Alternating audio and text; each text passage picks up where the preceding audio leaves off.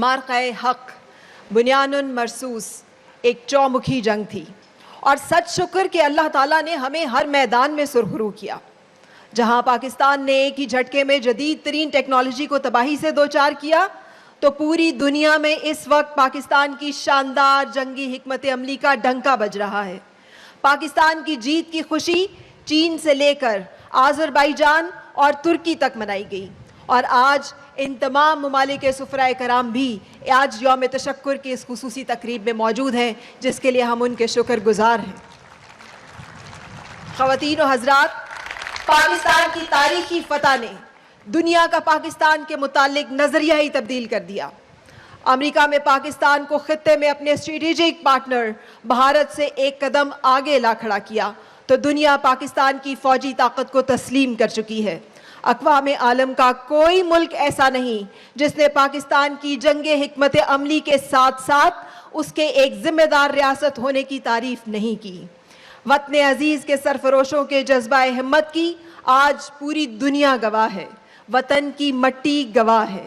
आइए ये खूबसूरत मिली नगमा आप सबकी नज़र करते हैं। तशरीफ़ लाएंगी शबनम मजीद।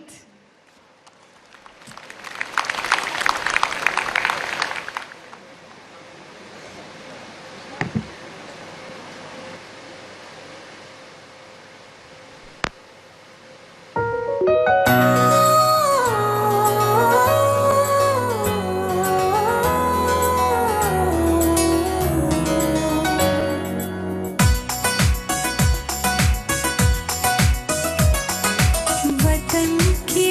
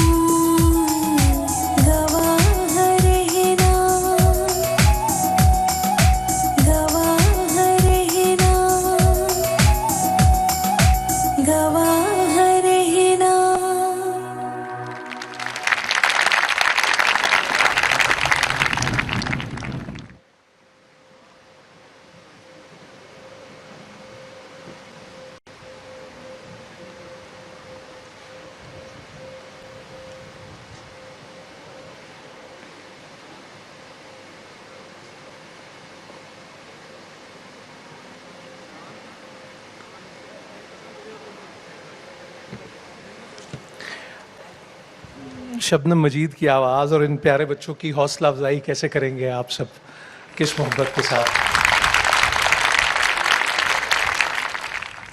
कहते हैं कि your past is your future.